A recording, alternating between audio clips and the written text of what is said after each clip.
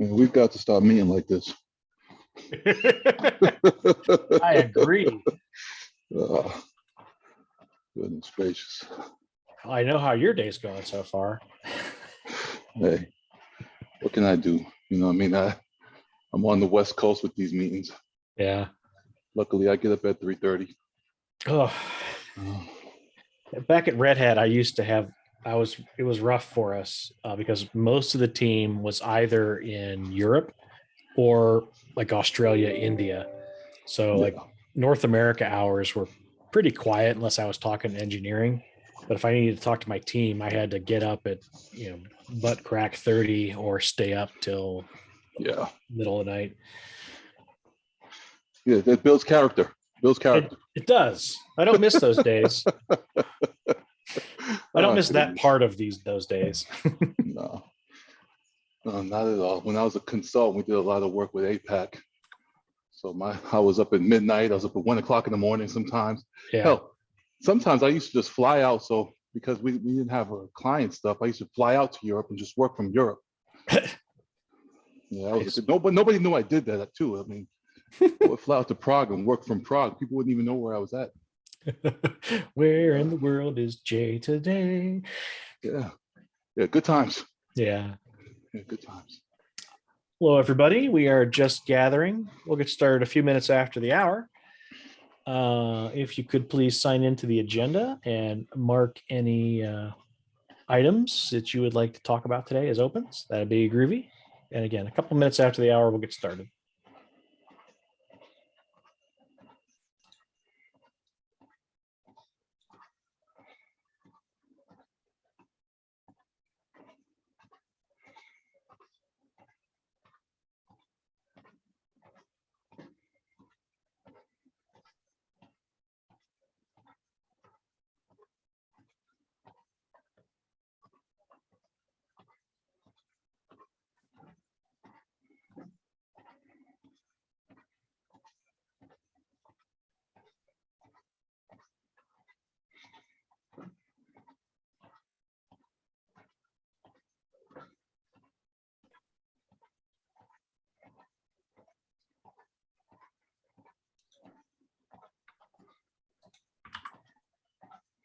Man, I had hoped friend of the show, Alan Friedman, would have shown up today. Oh, there he is. Look at that.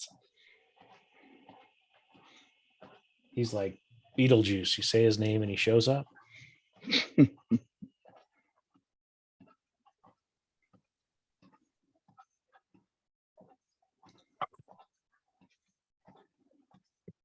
Hey, folks.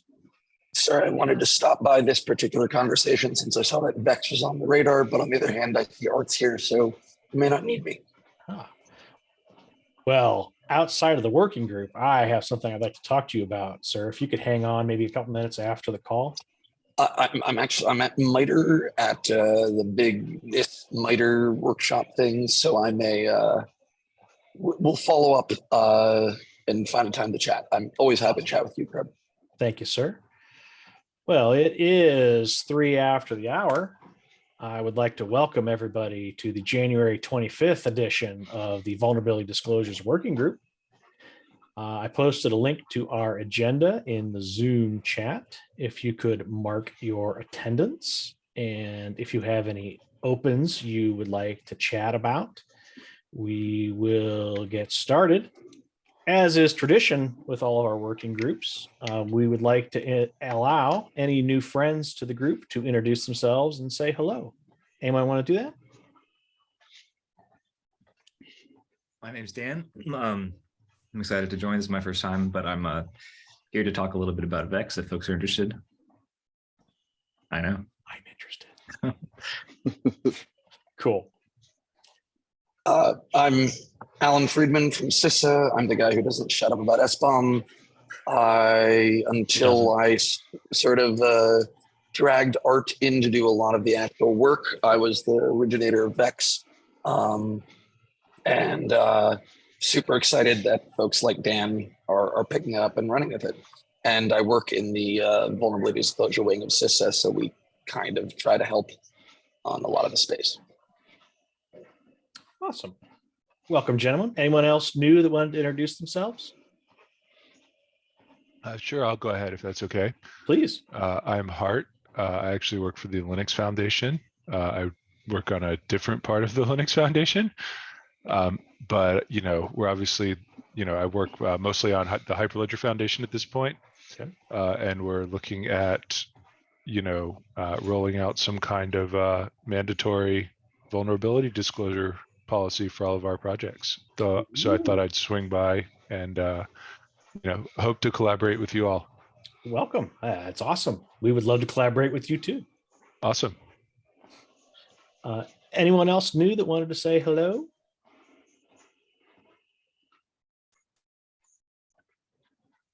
All right.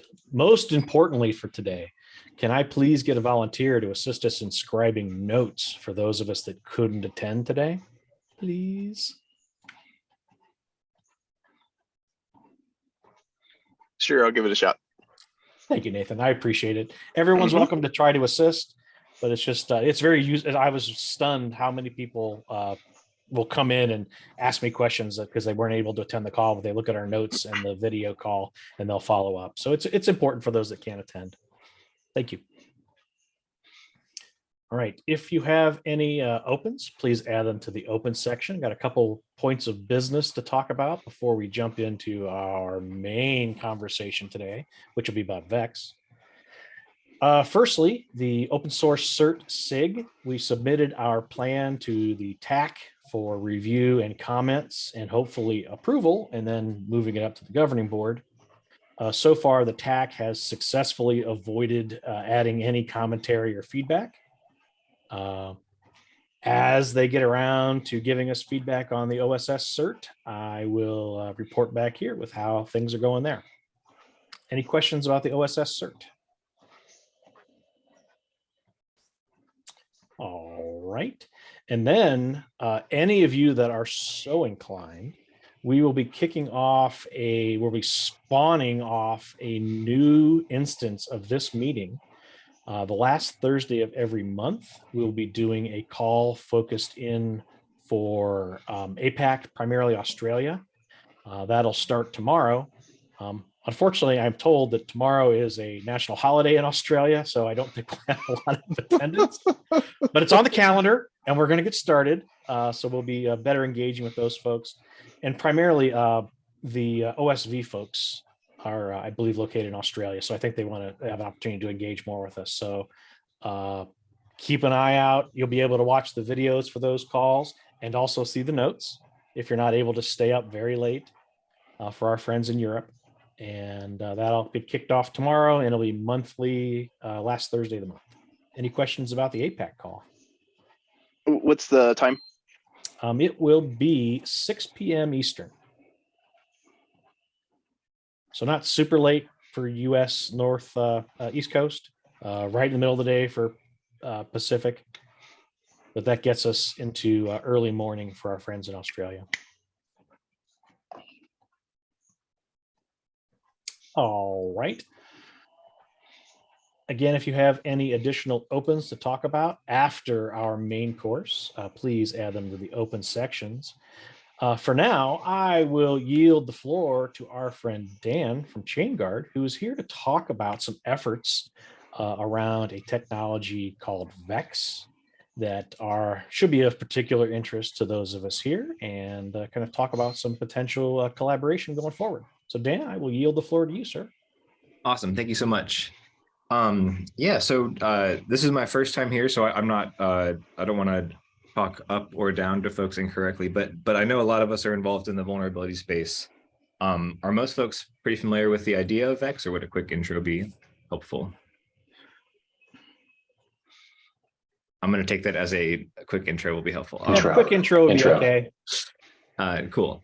So yeah, basically a lot of us who have either been on the receiving or giving end of vulnerability scans to dev teams have seen this workflow where it's important that software is not vulnerable or is minimally vulnerable or not showing too many results that could lead to liability or actual exploitation.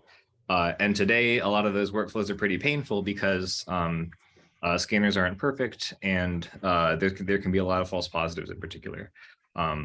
I have been on both ends of the pain that's associated with that, and it sucks. So, and it sucks, one, because it's just toilsome. It takes a lot of time to look into every single item. You want to take it seriously. If someone's saying you're shipping vulnerable software, you want to take that seriously and patch it if there's something to patch. But sometimes there's not, and sometimes there's no action actually needed. And so that workflow can take time. And of course, if you are actually vulnerable to something like at the end of the list and you've taken time to get there, then that's no good, because now it would be great if you didn't have to be exposed for that long.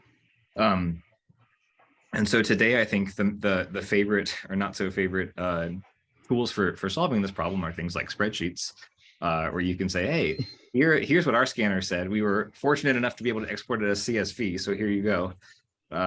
And then you have to respond back on the spreadsheet or whatever it is. And so the whole idea with Vex, and Dr. Allen can correct me if I've messed any of this up, but the general idea is, wouldn't it be great if there was a machine readable way to encode information about kind of an assessment of the scan results? So you can say, in terms of the scan results, some of these are not accurate, or they're accurate in a theoretical sense, but they don't apply to this situation for this software artifact because X reason or Y reason. And so this idea has been around, to my knowledge, for at least a couple of years now. And I think has people excited, but also I think a lot of folks are hoping this will take off. Like this will finally be a thing that folks start to realize the benefit from. And so what I'm here today to talk about is this thing called OpenVex, which is a new thing we're about to launch more broadly. But it's an open source community project. And I'll share my screen and show some stuff in a second. But basically the idea is that some really great folks have come together recently through the CISA working group to decide what really should Vex be, what is minimally required for something to call itself Vex, what are important aspects of data to capture in this like creation and consumption of Vex data. And so OpenVex is sort of the idea that we want to meet those standards that this group just agreed on. And we want to do so in a minimal way that has the best chance we can think of to take off. So we want to make sure that there's tooling ready to go for it. It's easy to implement on if you're producing Vex data, you have a great time with it. If you're consuming Vex data, you have a great time with it. That's really the whole idea of the OpenVex spec, is something that's really quick to implement, something that makes sense to people, something that does the job and does gives us a fighting chance of producing more accurate net effects of vulnerability scanning. So I'll pause there if there's any questions, and if not, I'll go into showing OpenVex more up close. So, excuse me, Dan, can I jump in just for a little bit from CISA's perspective on this? Because I think OpenVex is a fun idea. One of the things, CISA has been aligned with something called CSAF, the Common Security Advisory Framework. It is much kludgier than the lightweight thing that Dan is proposing. But I do want to flag the Common Security Advisory Framework is part of a bigger vulnerability model where we're trying to get organizations that release security advisories to do so. And goddamn, it's 2023. How are all this stuff still human readable? And so that is I totally acknowledge that CSAF has real usability issues, and even the tooling for it is wildly immature. But that is sort of where, sort of in the ecosystem landscape, what's set out there today. And I think Dan's going to do a great job of explaining why, right? From just a Vex perspective, not a security advisory perspective, OpenVex will be good. So sorry, I just wanted to give that context of what else is out there. Yeah, no, that's totally fair. That was good to call out. I don't want to omit what else is out there. OpenVex is not the first game in town, but I want to kind of talk about, what it is and what we think is different about it. So I appreciate that. Cool. Let me share my screen here.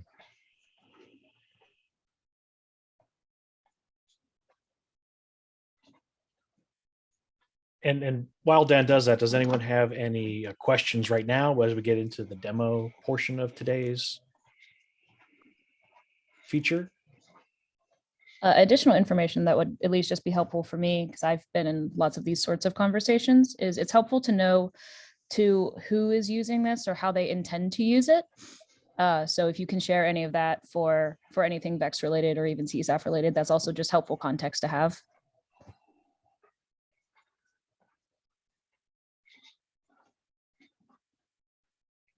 Yeah, I'll add my 2 cents and say what I'm curious about is how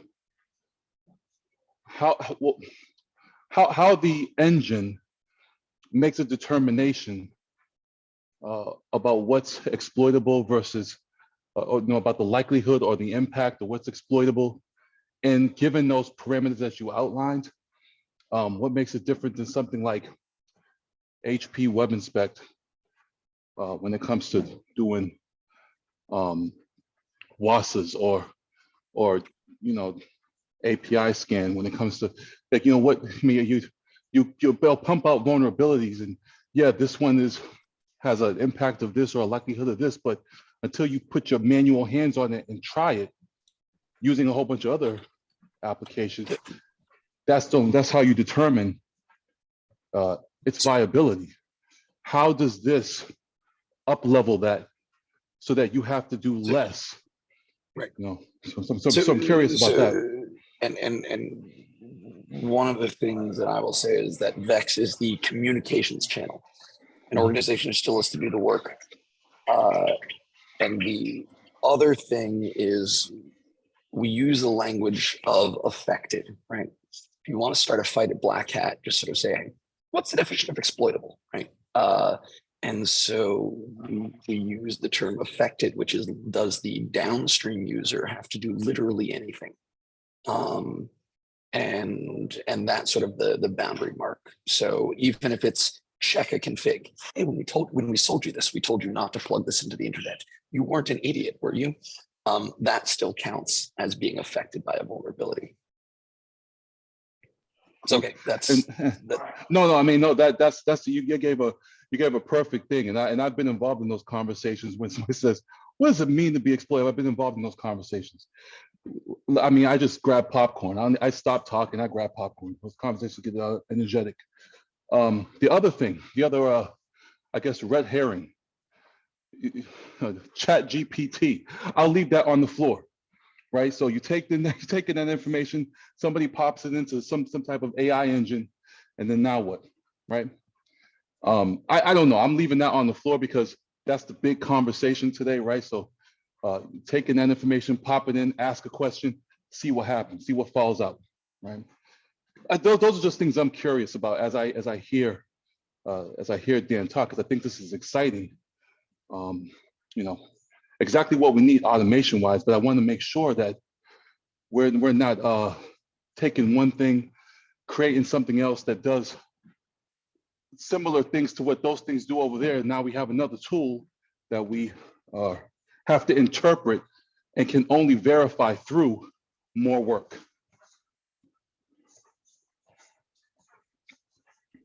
I think that those are fair points, and I'll walk through what we have going on in concrete implementation, and then we can talk to, like, do we think that we'll address this or not? But yeah, I had to drop and launch back because of the rookie mistake of opening Zoom for the first time without the Mac OS permission. So I am now I've learned that for the 15th time now. So here we go.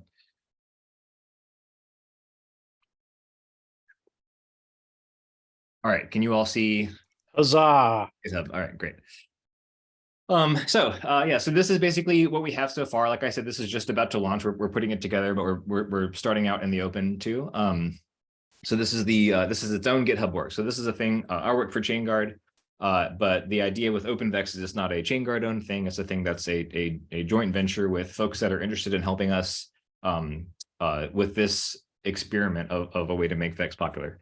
To Alan's point, not the first attempt at this, but I think that there are some unique traits of how we're doing this that I think will be appealing and give it a new edge. So I want to talk through what those are. So if you're interested, the first thing is if you want to follow along, this is github.com/openvex, and you'll see this. The other exciting things, we're already starting to see support from other organizations. So I think just 12 hours ago, we merged a PR that adds more maintainers to the group. So we now have 5 folks that are behind this. Myself from ChainGuard, my colleague Puerco from ChainGuard, Brandon Lum, who I think is here on the call, Alex Goodman from Anchor, and Rose Dredge from VMware. So we're pretty excited to kind of get this off the ground and really start sharing this more broadly from the get-go. I think a lot of good will come from that, because it's important that this is just not just solving one niche use case. And then the last thing I'll show GitHub wise is just kind of what is OpenVex beyond just a folder with projects in it. So the actual projects so far are really centered around a few things. So number one, it's a specification. So there's an actual definition of how to take the minimum requirements from the CISA group and encode those. And in our case, it's in JSON. So you can look at this JSON spec and see exactly what we mean by fields. A lot of this is directly informed from that working group, but you'll be able to see, let's see if we go here, you'll be able to see a more verbose explanation of what each piece of the spec looks like. And here's also an example right off the bat of how minimal we mean by minimal. So to get this Vex conversation started, to Alan's point, this is a communication exchange mechanism. We're talking about JSON objects that look like this. So just to give it a concrete picture, the idea is that you are commenting on a particular software artifact and making a claim as to whether or not it is affected by a given vulnerability. That's the language that's used. And so there's kind of a tuple, so to speak, of three things. There's the vulnerability, there's the actual package or component or container image or whatever it is that you're commenting on, and then you're saying, do these things go together or not? And the intent is that you take this information and then overlay it on top of other information like vulnerability scans in particular. So you might have a vulnerability scan that did a broad spectrum hit against a container image, and it says you have 75,000 vulnerabilities.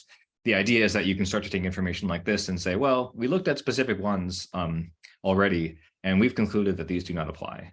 And the idea is that if you put these together, you can then produce incrementally better net effects for humans to look at, where they're seeing some of these that have already been investigated removed from the data set. And you can also go the other way. You can say, hey, there's a unique situation here that scanners missed, and they need to be supplemented with more information. You can go both ways here. And the reason is because there's this status field. So there's 4 possible Vex statuses that we'll see. There's affected, not affected, fixed, and then under investigation.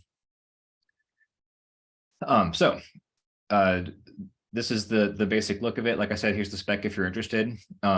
In terms of what else OpenVex is besides the spec, there's the beginnings of the tooling that's going to make the spec more than just an idea. So we started out with a Go implementation. A lot of the projects in our space in particular are using Go, and so we wanted to really make sure it was easy to start somewhere, and Go seemed like a reasonable first spot, a reasonable ecosystem to start with. So we have a library where it's very easy to produce Vex documents, and then to also parse Vex documents from someone else and start making sense and applying them to your workflow.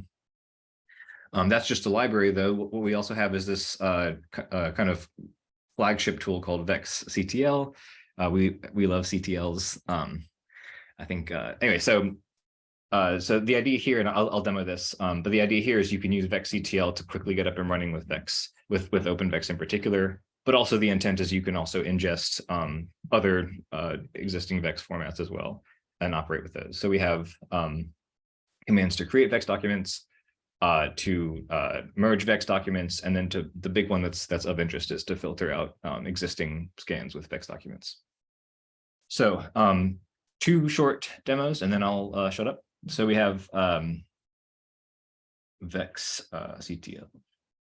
Here's an example. So this is a Vex document that I've created. It's actually real in a sense. This is commenting on real false positives that were produced by, in this case, Gripe for a container image. And there's a pretty common false positive that gets produced where there are vulnerabilities reported for protobuf the specification that are flagged against protobuf the actual code implementation, and that does not go together. So here's what Vex lets you do. We get to say, okay, there's 2 vulnerabilities in particular that have to do with this false positive, this CVE and this CVE, and we're going to make 2 statements that we intend to apply to the scan results, and I'll show you that in a second. But we're saying that this package is actually not affected, And so this seems simple, but this ends up being pretty powerful when you can do this en masse. And so you can start to accumulate this VEX information for artifacts that you're continually shipping or continually iterating on. And you get to use VEX to encode this knowledge that you've gained from investigation work, from humans really looking at what goes and what doesn't go. And the benefit is that downstream consumers can now, if they choose to, trust this data and use it to get a leg up on their vuln triaging process. So this is in Seraph format. This is gripe output for a scan of a Prometheus container image. So let me show you really quick. Let's see.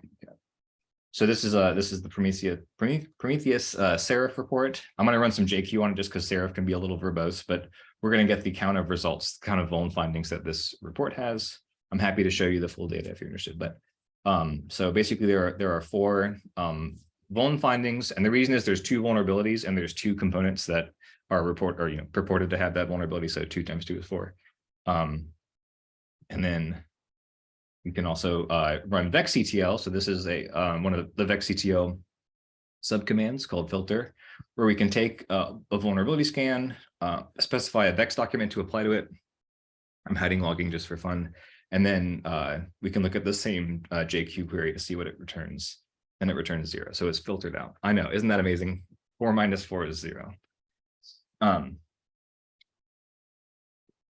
And what is outputting, just to be clear, if we hide that sort of JQ part of the pipe, it's outputting a transformed version of the original scan report. So the idea is if you're using Seraph and you need Seraph downstream, we operate on Seraph in, Seraph out. It's been modified in consideration of the VEX data that you decided to trust.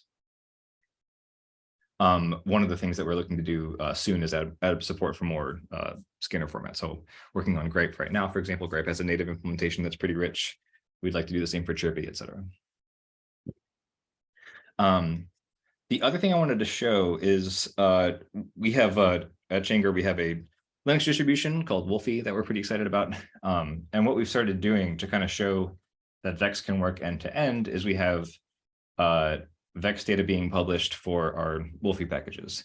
And that flows downstream into other ways that you put those packages together, like container images, in our case. So here is the repo behind Wolfie. And so this is the Git package, the actual way that we package up Git at the software artifact. And what we've decided to do is inform our advisory format with VEX. The idea of VEX, we want to be able to have, we want to make sure we can really easily produce VEX data. And we realized it made sense if there's a really great way to describe affected statuses, we can do that over time, which is one of the nice things that the new VEX minimum requirements outline. We can end up using that pretty directly in our advisory format.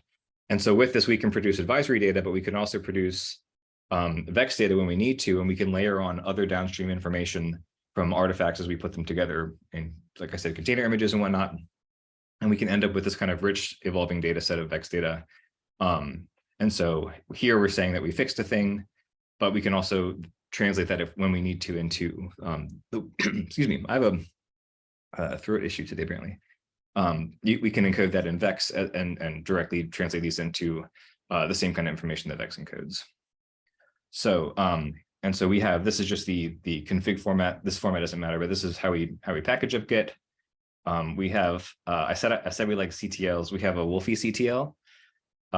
We're pretty serious about our CTLs. And so we can use Wolfie CTL to create VEX documents from our package config. So we can take this package, pass it this format. And here you'll see again a VEX document. So we can see, we can issue VEX documents and we can update VEX documents as we learn more about the vulnerability affected statuses for this package, whether it's fixed or not affected in the first place, et cetera, and produce this as VEX data now. Let me stop there. Those are the main points. I see there's stuff in the chat. And yeah, maybe I could take questions now. Yeah, I have a question, Dan. So I'm reading through the README on the website, and you know, it says, why not CSAF or Cyclone. And it says it's because there's gaps. It doesn't say what the gaps are. I'm just trying to figure out, whenever I see something like this, I immediately fall through the XKCD, 15, 16, 18, 20 standards are the same thing. So Yes. why, whatever those gaps are, why not just work to fix them versus make a brand new thing that looks honestly less comprehensive to me at first blush? I'm just trying to figure out what the goal is. Yeah, so that's a great question. I too have thought of the same XKCD. I think it's a common problem.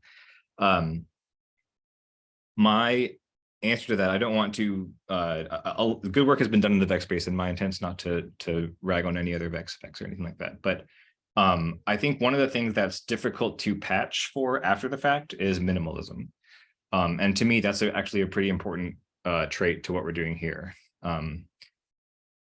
The idea here, some Vex implementations, for example, are tightly coupled to like an SBOM format or something like that, where if you want to start speaking the language about vulnerability, affected statuses, you need to kind of play into an existing ecosystem with other specs. And one of the goals here is that, yes, there's a lot more to say about vulnerabilities and software composition. We want to just comment on what we're commenting on here.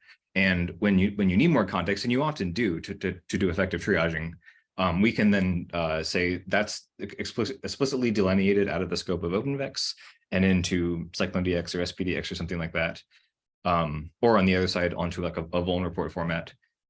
So I think the short answer is we're looking to get something. Oh, the other thing you asked was why do something new? I think it's really important to us that Vex becomes more ubiquitous than it is right now. And so because of that alone, we want to try something intentionally different in an educated way, but we want to try something new that we think has a decent shot of taking off. So that's the overall goal. I think the other thing I'll say is I think we could do a better job on the README explaining some of the intent here. I think we will be iterating a lot in the coming weeks and even days. This is just something that we haven't even fully broadcast yet. Does that address your questions, Jason? I think so.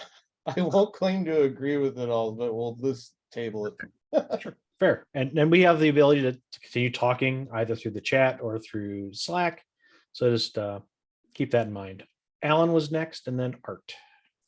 So if Art wants to speak directly to the spec, I'll let him talk to that. You first, Alan.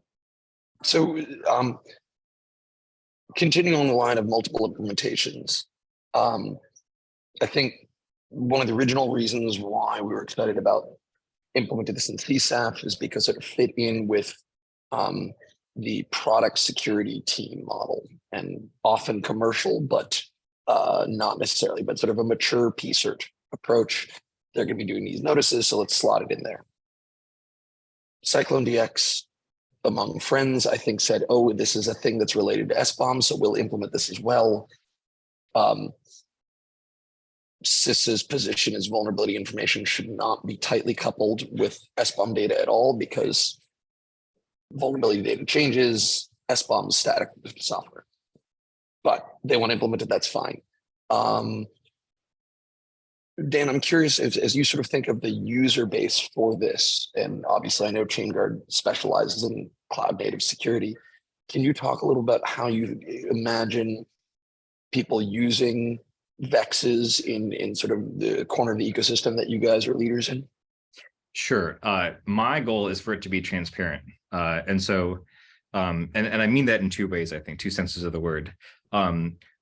One example is that I showed just now vexctl as a command to do the filtering for you. I think that's a great way to show the concept, but not a great user experience, to be honest. I think what I'd love to see eventually is that, for example, vulnerability scanners themselves are Vex aware. And so now that they're operating on both doing their thing, which is define vulnerabilities, taking software composition and cross-examining that with vuln data feeds, but also now informed by another kind of line item in the ledger, which is that what does investigation into the specific pairing of vulnerabilities and software artifacts led to in terms of conclusions.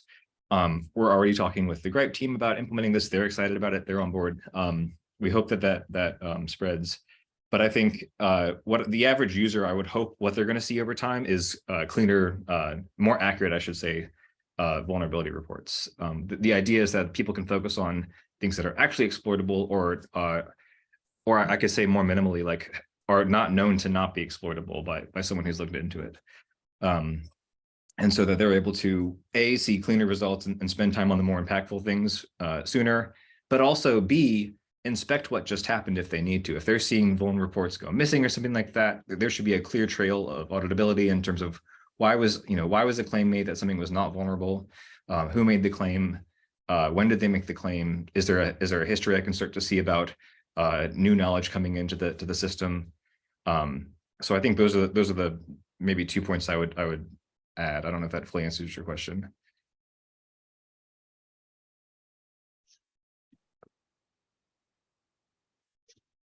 Thanks, helpful. Mr. Mannion. Thanks, Probe. First, brief apology, Dan. I could not restrain myself and was typing stuff in the chat while you were speaking. So I tried really hard to wait till you were done, but I do apologize. No, I didn't see it. I still haven't. I know, but it detracts. It's a dumb thing, but I voice in my head said Art wait, and I didn't. So anyway, let's see. So yes, the XKCD issue, we're only at 4 or 5, not 20. So that's maybe a good thing. So Alan mentioned this. I've been, I guess I'll say, lead editor of the SysAvex minimum requirements doc, which is, hooray, nearly finished. One of the interesting factors in the experience has been that we have a couple of sort of active implementations.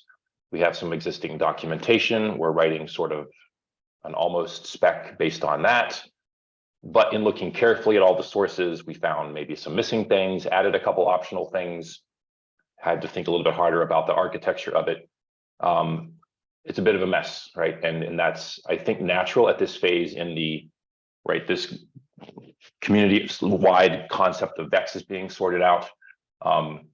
A huge piece of me really likes the idea of a clean, minimalist, fresh implementation focusing on the bare minimum. I'm not truly a software developer, really, but I've seen a lot of it, and small specific things that work with other things, sort of Unix-ish old school philosophy seems to be a reasonably good idea. Jason, to your comment in the chat, right, about closing the gaps, the CISA community VEX doc worked very, very, very closely with CSAF and CDX. We had a person from CSAF on every call, very, very closely working. I am 95% convinced that the CISA minimum requirements doc does align with the current implementations. It's not a one-for-one, the JSON looks exactly like the CISA doc. It's not that close of a match.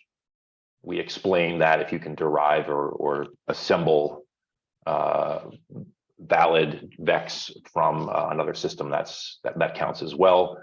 Also about converging, closing those gaps.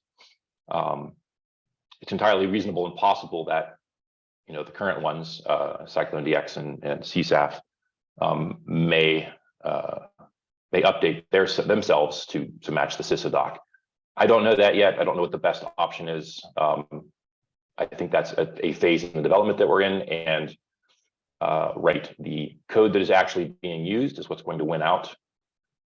So it's also possible in theory that this CISA minimum requirements doc, should somebody want to, would get revved or replaced or rewritten, in a year or two when VEX implementations have sorted out what actually works and gets used. So we're in this development phase. There aren't perfectly predictable, clear answers yet, and that's just where we are. So we should just accept that and do our best, is my philosophical position. So thanks. Dan.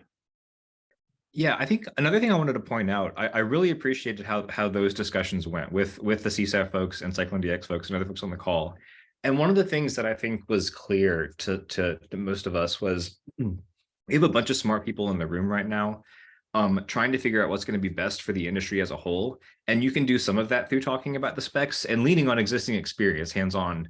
But a lot of it, especially when you're talking about changes that you would make that haven't by definition been enacted yet, it gets really hard to conceive of. And I think one of the things that we're hoping to do is try things and iterate. And it could be that OpenVex doesn't win out, just to say. And I think that's okay. I think the goal is for us to learn how can we work to Dr. Allen's point differently than we did, a decade ago or 2 decades ago. And if we're able to learn more about what models are, and even down into the weeds about different aspects of the spec, if things are working or not working, I think we're really excited to learn learn that wisdom and then apply it. And I would present to the group in the theater of the mind. Imagine a world where open source developers, as they are going about their business, they were finding a vulnerability, fixing the vulnerability, then issuing an advisory. Boy, wouldn't it be great if there was a tool that auto-magically spits out the information for them. And then potentially, eventually, maybe that process auto-magically integrates with things like CSAF or SBOMs. So just thinking about that, this is potentially could be something very valuable, makes it ideally very frictionless for maintainers, and potentially adds a lot of value for downstream consumers, that they get this information from the source. They're able to make their own evaluations on things they're choosing to incorporate in their own work. So it could be a circus, who knows? I make a great clown. So what other questions do we have for Dan here? Are we interested and intrigued by this work? Grob, the soundboard's funny. You got to turn it down just a little bit, though. It is funny, I do admit. Just wait till my new cable comes. All right, there you go.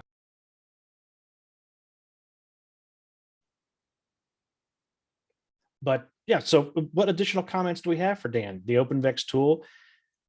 I normally, no kids, no animals, no live demos. I thought it worked very well. Yeah, and feel free to reach out too if anyone has questions offline. You can find me on several Slacks, GitHub, email, etc. I really appreciate your all's time today too. Yeah, our mission here is to help improve vulnerability disclosure practices and help get vulnerability information into the hands of maintainers and consumers. Do we think this work kind of aligns with our goals? Is it something we would like to potentially contribute to, participate in?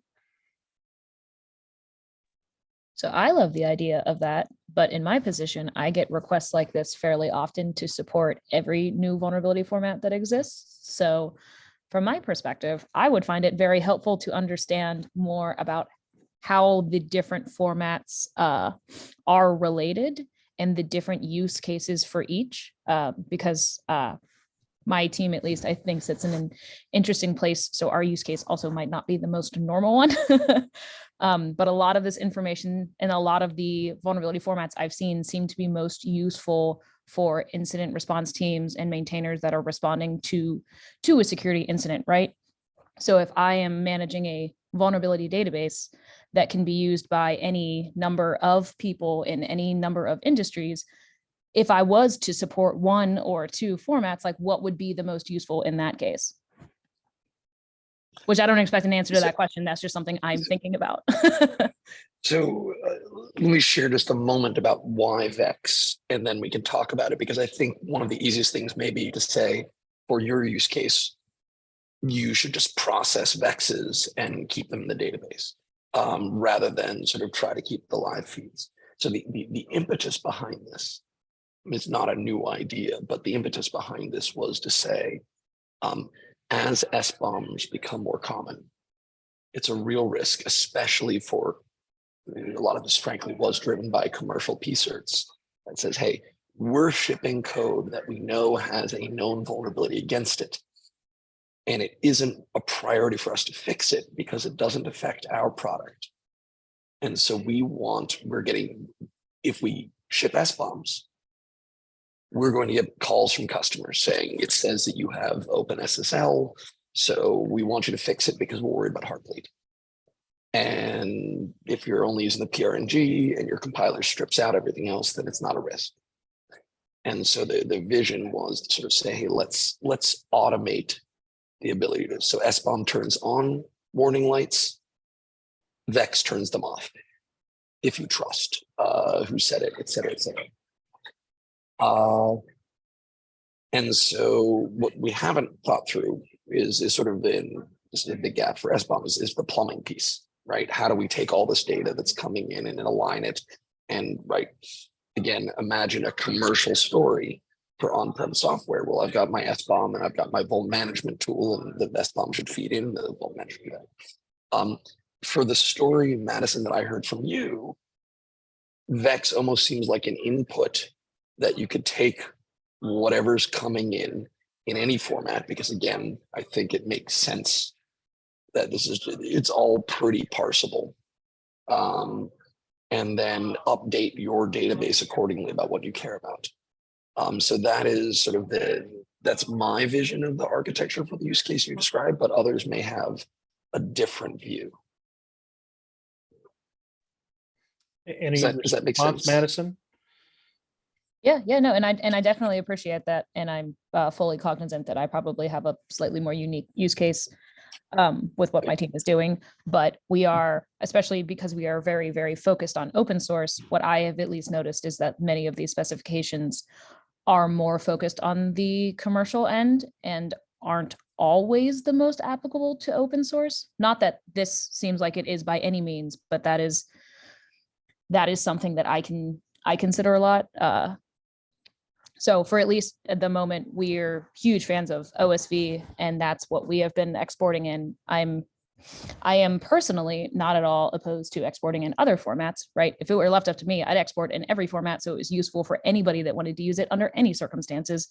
But I definitely cannot get that buy-in from my engineering team. So yeah. And fun fact, OSV is related to this working group. And ideally, as the APAC meetings come online, we'll be able to more directly talk with the OSV folks. So there's opportunity that if something like this was of interest to the group, we could definitely supply that connective tissue between the different groups and cross collaborate. Jay, you have your hand up.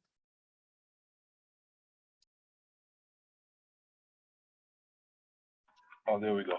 All right, yeah. So I think this is an excellent the tool itself. I think the tool can be, like, as we're doing here, discussed. I think conceptually, and I think building out that concept across the broader, how can we further build this to help the community, to help organizations at large. I think that conversation needs to be brought into this working group. Maybe I shrug my shoulders, and dare I say, in the form of a SIG to further, understand the different tools that are out there, how those tools can work together, what the bridges are between those, and this conversation itself can be expanded across all of the different organizations that are impacted as a result. I think that would be outstanding. I don't know about a one tool to discuss with that versus what are the tools out there, and let's decide on if it is bring in a couple of tools, decide on that, and then how can we contribute as a SIG or a working group to build that out to something that can be used universally, right? So I'll end there. As we near the top of the hour, I think this has been an excellent conversation. I really appreciate Dan coming and sharing this. I personally feel very strongly that Vex could be a very powerful tool to share information with maintainers and consumers. I would like to, we have a couple opens we want to get addressed before the end of the hour. So Dan, would you be able to maybe come back in 2 weeks to continue this conversation with us? I'd love to. Thank you. Awesome. That'd be great. And then we can kind of pick this back up, kind of maybe mull over some more educated questions as we go along, and maybe get down to rolling up our sleeves and collaborating a little bit. Yes, sir. And I just wanted to quickly respond to Jay too, because I think one of the in terms of how can this group help, I think I just want to call out the critique, I think, of what's going and what is likely to work or not work. That's going to help us, especially now that we're so early in this spec and things are malleable and we can respond to feedback. So I just really appreciate this group's keen eye for like what are things that are important to the vuln community. So that among other things, potentially, that's one thing that I would really value from this group. Awesome. Excellent. So if you have any feedback for Dan, Dan, I would invite you to hop on our Slack so that we can at you. Be very exciting. We also have mailing list, and ideally we have your contact information in the agenda, so again, we can reach out there, but let's keep the conversation open and transparent. Jonathan, you had a open you wanted to talk to as we wind down the hour. Yes. First open is I have discussed with a couple different people. I would like to potentially create a sub working group of this working group focused on the topic of automated vulnerability fixing at scale. In particular, there's a bunch of other organizations that are engaging in these campaigns. Trellix just generated 65,000 pull requests to fix a tar slip vulnerability across the Python ecosystem. Munwar and Open Refactory are doing work in this area. I'm doing my own work in this area. It seems like there's enough people in this space discussing this topic and creating some best practices and norms and things like that around automated vulnerability disclosure, automated vulnerability fixing at scale. Probably not disclose. Well, maybe a little bit of both, but trying to come up with norms around that. And so I think that this is a good home, but as a sub working group, not necessarily its own yet.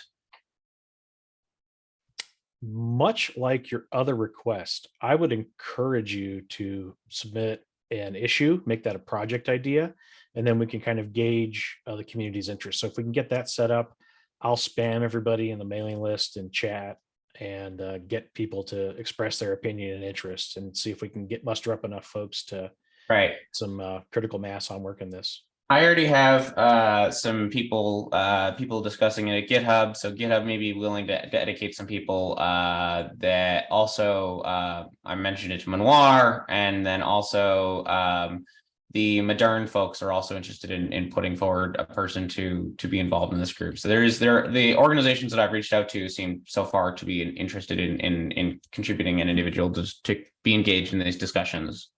Okay, Jason, you had a question or comment? Yeah, I asked this to Slack too, Jonathan, I think it's a great idea to try to coordinate with others in the community doing the same thing. So it definitely makes a lot of sense to me, but I'm just trying to figure out, I thought, isn't this under Alpha Omega already? I'm just trying to figure out the logistics of if in our group isn't, I'm kind of confused, sorry. Yeah, so Alpha Omega hired me, and I am already doing automated vulnerability fixing at scale. That doesn't necessarily put it under the purview of Alpha Omega, but it also, there are other organizations that we are relying upon or maybe working together with for this. And so that may or may not fall under Alpha Omega, depending upon what campaigns are being engaged in. So also Alpha Omega is not a working group too. It's a different thing. So if we want to have a working group around the idea or topic of automated vulnerability disclosure, even if it may not have a deliverable out of that working group specifically, it may just be, well, maybe it could be just norms that we come up with across the industry and discussions of ongoing campaigns that would not necessarily fall under Alpha Omega, because Alpha Omega is not a working group. Okay, that clarifies it for me, I guess. That helps. Yeah. Any additional questions or feedback for Jonathan on the first point? The automated assembling people to get together to talk about automated vulnerability disclosure at scale.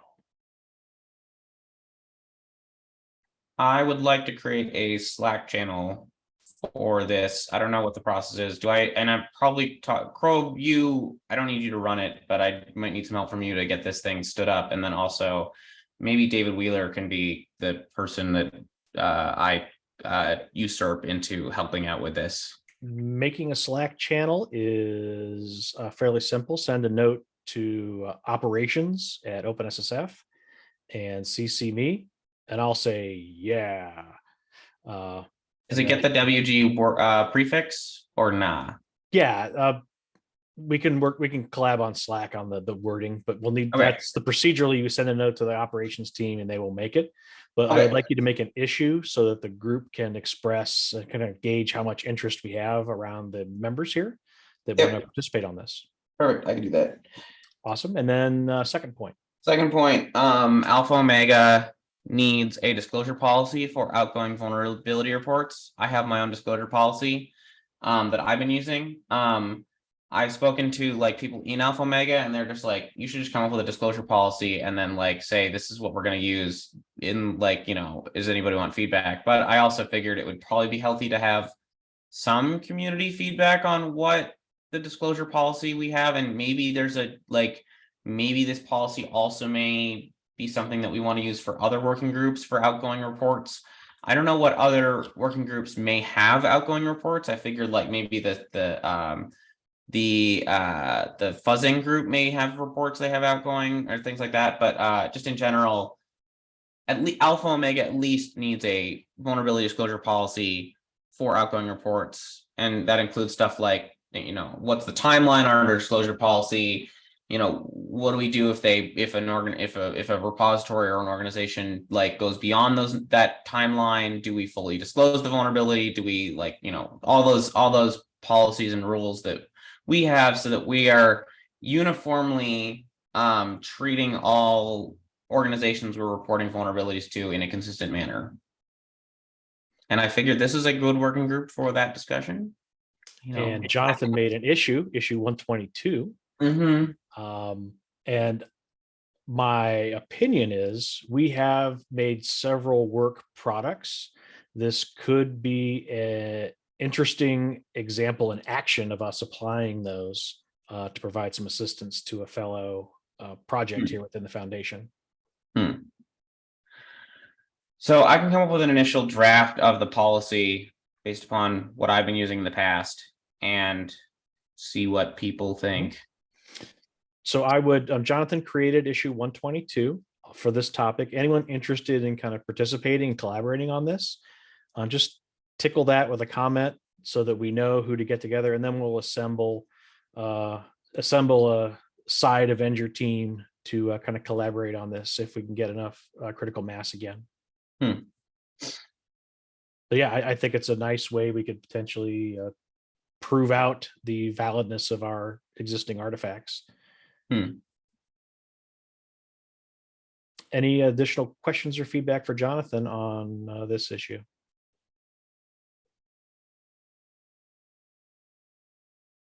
All right, team. I appreciate everyone's attention today.